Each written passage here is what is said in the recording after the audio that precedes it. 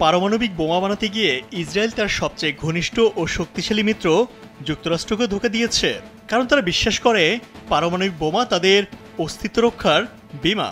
অন্যদিকে ইরান পারমাণবিক বোমা বানাতে পারে এমন দুশ্চিন্তা থেকেই সেখানে হামলা ও যুদ্ধ বাঁধিয়েছে আমেরিকা ও ইসরায়েল জোট।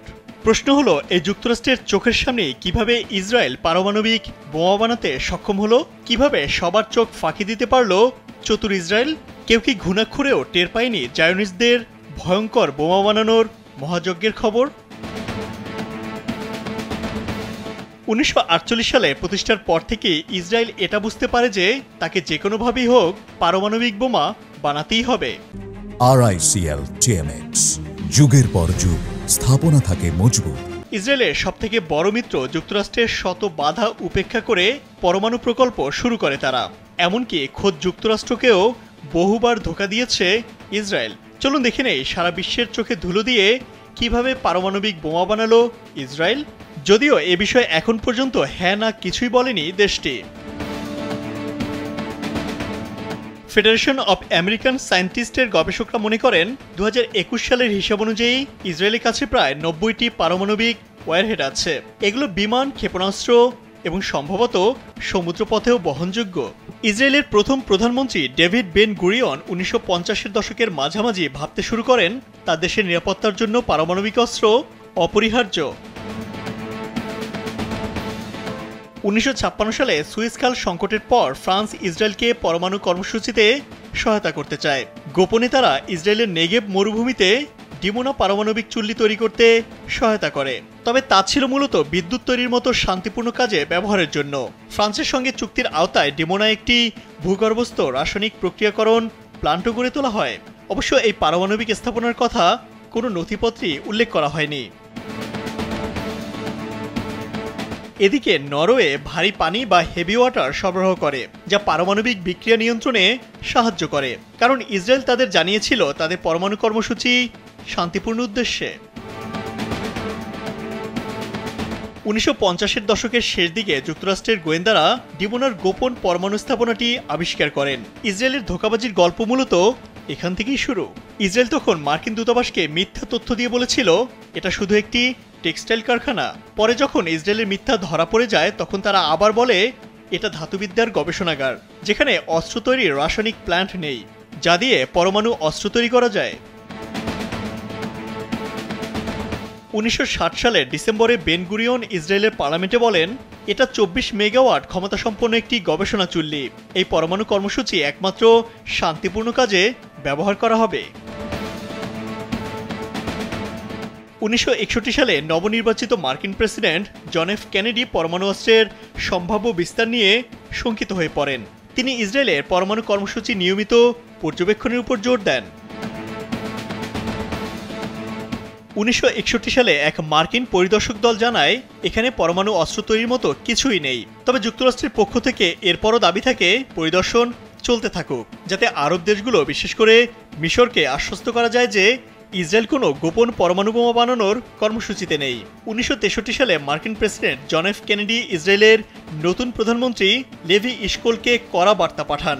ইসরায়েলের পারমাণবিক অস্ত্র তৈরির চেষ্টা সম্পর্কে নির্ভরযোগ্য তথ্য না পেলে আমাদের সম্পর্ক গুরুতরভাবে ক্ষতিগ্রস্ত হবে। উত্তরে ইশকোল বলেন পরমাণু স্থাপনাটি শুধুমাত্র শান্তিপূর্ণ কাজে ব্যবহৃত হচ্ছে। যদিও 1963 সালে এই মার্কিন প্রেসিডেন্ট হত্যাকাণ্ডের শিকার হন, এই গুপ্ত হত্যার কারণ নিয়েও রয়েছে নানা বিতর্ক। প্রেসিডেন্টকে হত্যার পরের বছরই অর্থাৎ 1964 সালে একটি মার্কিন দল আবারও ইসরায়েলের পরমাণু স্থাপনা পরিদর্শন করে। এবার তারা প্লুটোনিয়াম প্রক্রিয়াকরণের কোনো স্থাপনাই খুঁজে পায়নি। মার্কিন প্রতিনিধি দলটি বুঝতেই পারেনি আসলে ভূগর্ভে ইসরায়েল গোপনে প্লুটোনিয়াম প্রক্রিয়াকরণ প্ল্যান্ট বানিয়ে ফেলেছে বহু আগেই। ইসরায়েল লিফটের চারপাশে এমনভাবে দেয়াল তৈরি করেছে যাতে পরিদর্শকরা বুঝতেই পারেনি এই লিফট দিয়ে পরমাণু স্থাপনায় যাওয়া যায়। 1991 সালে সাংবাদিক সেমুর হার্শের বই দ্য স্যামসন অপশন বইয়ে ইসরায়েলের পরমাণু কর্মসূচির বিষয়ে বিস্তারিত উল্লেখ করা হয়েছে। সেখানে বলা হয় ইসরায়েল ডিমোনায় একটি ভুয়া নিয়ন্ত্রণ কক্ষ তৈরি করে, যেখানে ভুয়া বোর্ড ও কম্পিউটার চালিত পরিমাপ যন্ত্র বসানো হয়েছিল, যাতে মনে হয় সেখানে 24 মেগাওয়াট ক্ষমতাসম্পন্ন চুল্লি পুরো শক্তিতে চলছে। ইসরায়েলি কারিগররা এই ভুয়া কক্ষে দীর্ঘদিন ধরে মহড়া চালিয়েছিল, যাতে মার্কিন পরিদর্শকরা এলেও যেন তাদের চোখে ধুলো দেয়া যায়। এই ভুয়া ব্যবস্থার মূল উদ্দেশ্য ছিল মার্কিন পরিদর্শকদের বুঝিয়ে দেয়া যে সেখানে কোনো রাসায়নিক প্রক্রিয়াকরণ প্ল্যান্ট নেই, এমনকি সেখানে এমন কিছু তৈরি করাও সম্ভব নয়। এদিকে 1968 সালে সিআইএ নিশ্চিত হয় ইসরায়েলের কাছে পারমাণবিক অস্ত্র আছে। তখনই মাত্র পরমাণু অস্ত্র বিস্তার রোধ চুক্তি এনপিটি তৈরি হচ্ছিল। পরেতে জাতিসংঘের সদস্য দেশগুলোর অনেকে স্বাক্ষর করেছে, কিন্তু ততদিনে যুক্তরাষ্ট্র বুঝে গেছে অনেক দেরি হয়ে গেছে। ইসরায়েলকে তার পরমাণু কর্মসূচি থেকে এখন আর ফিরিয়ে আনা সম্ভব না। 1969 সালের 26 সেপ্টেম্বর হোয়াইট হাউসে মার্কিন প্রেসিডেন্ট রিচার্ড নিক্সন এবং ইসরায়েলি প্রধানমন্ত্রী গোন্ডা মেয়ার একটি গোপন চুক্তি করেন। এই চুক্তিতে বলা হয় ইসরায়েল তার পরমাণু অস্ত্রের পরীক্ষা চালাবে না, কিংবা পরমাণু অস্ত্র আছে এমনটা স্বীকারও করবে না। বিনিময়ে যুক্তরাষ্ট্র ডিমোনা পরমাণু স্থাপনা পরিদর্শন করবে না এবং ইসরায়েলকে এনপিটিতে স্বাক্ষরের জন্য চাপ দেবে না। যুক্তরাষ্ট্রের তৎকালীন জাতীয় নিরাপত্তা উপদেষ্টা হেনরি কিসিঞ্জার এক নোটে বলেন, নিক্সন ইসরায়েলের প্রধানমন্ত্রী গোন্ডা মেয়ারকে বলেছিলেন ইসরায়েল যেন মধ্যপ্রাচ্যে পারমাণবিক অস্ত্র প্রকাশ্যে আনার মতো কোনো কাণ্ড না করে। 1979 সালে যুক্তরাষ্ট্রের একটি উপগ্রহ যার নাম ভেলা 6911 তৈরি করে। 1963 সালে পারমাণবিক পরীক্ষা নিষিদ্ধ চুক্তি পিটিবিটি মানা হচ্ছে কিনা তার নজরদারির জন্য তৈরি করা হয়েছিল এই স্যাটেলাইটটি। ভেলা 6911 স্যাটেলাইটে দক্ষিণ আফ্রিকার উপকূলের কাছে একটি সম্ভাব্য পারমাণবিক বিস্ফোরণের ছবি ধরা পড়ে। তৎকালীন মার্কিন প্রেসিডেন্ট জিমি কার্টার এবং অন্যান্য কর্মকর্তারা সন্দেহ করেন এটা ইসরায়েলি পারমাণবিক পরীক্ষা হতে পারে। ভেলা উপগ্রহে ধরা পড়া ঘটনাটি যে ইসরায়েল দক্ষিণ আফ্রিকার যৌথ পারমাণবিক পরীক্ষা ছিল তার পক্ষে প্রমাণ এতটাই ভারী ও স্পষ্ট যে তা অস্বীকার করা কঠিন। তবে ইসরায়েল কখনোই আনুষ্ঠানিকভাবে এই পরীক্ষার কথা স্বীকার করেনি।